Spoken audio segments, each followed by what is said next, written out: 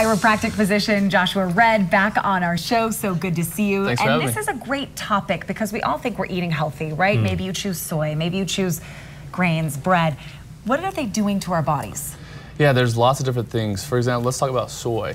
What we're finding out now is soy decreases the absorption of iron. It causes problems with thyroid hormones. It also increases estrogen, which is a big problem for autoimmune patients, for example. We're finding out now that high estrogen is a big trigger to flare up the autoimmunity.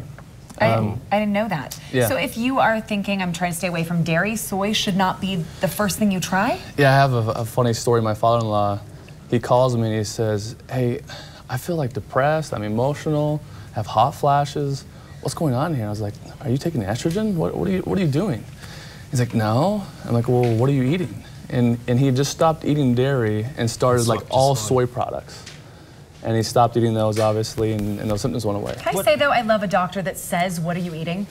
Not what medication should we try first. I was thinking the same thing. Because that's the basics, right? Yeah. You think about it, our food is getting worse. The quality of it is getting worse so that we have more quantity. And unfortunately, that's causing a slew of issues. So we're seeing now that autoimmune diseases are increasing tenfold over the last 50 years. We're seeing people that are depressed and fatigued and just nutrient deficient that have a lot of different symptoms and problems. And diet goes a long way. Okay, so you were talking about, you know, sometimes soy isn't that great. Sweet almond milk, could you swap to that instead of soy? Yeah, definitely. Almond milk, as an alternative. Coconut milk, you betcha. Yep. Okay. There's also a food additive called carrageenan. Yes. And this is shown to increase breast cancer, decrease the immune system or immune function, cause inflammatory reactions, and that's in soy milk, and you also find that in rice milk. So if you can't live without soy milk or rice milk, then at least find one that doesn't have the food additive carrageenan in it. Become a label reader. Where are we at with bread? That's a good question. 30% of Americans' diet is composed of white bread. And 30%? 30%. And even if you don't have celiacs or a gluten intolerance, eating too much bread will increase bacterial overgrowth in the small bowels. It will increase food allergies and food intolerances. It also causes a slew of other issues like intestinal inflammation and all that as well. So bread 50 years ago is a lot different than bread now because we want the shelf life on there, right? So they basically will take out all the fiber, the protein, they'll add sugar, they'll bleach it, and they'll add a slew of gluten in there. And so, you know, the nutritional value just isn't there anymore. We might as well just like start eating paper. Really? I totally agree. Yeah. Tortillas the same, or are we just talking sandwich bread?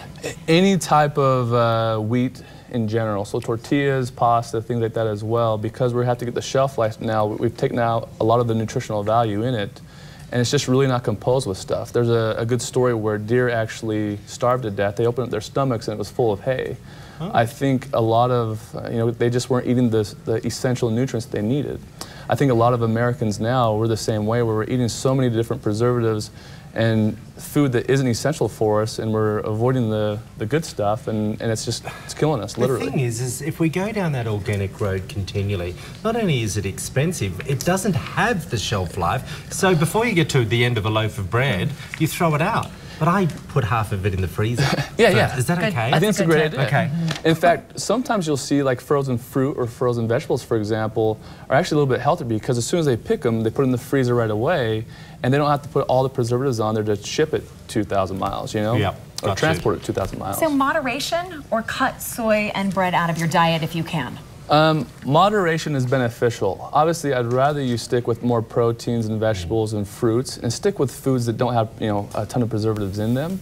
But yeah, do that. If you have an autoimmune disease, or let's say your kids are just constantly congested or have intestinal pain, I would cut out gluten and dairy immediately, right away, like for the full life, and see if you see changes. I wouldn't be surprised if you do. Start eating Vegemite. Well, if you don't start eating that, you'll have a tough time. If you go to the RedRiver Health and Wellness Center, I love it. Dr. Red will say, "What are you eating?" I like that question. I like that you asked that. South Jordan and St. George.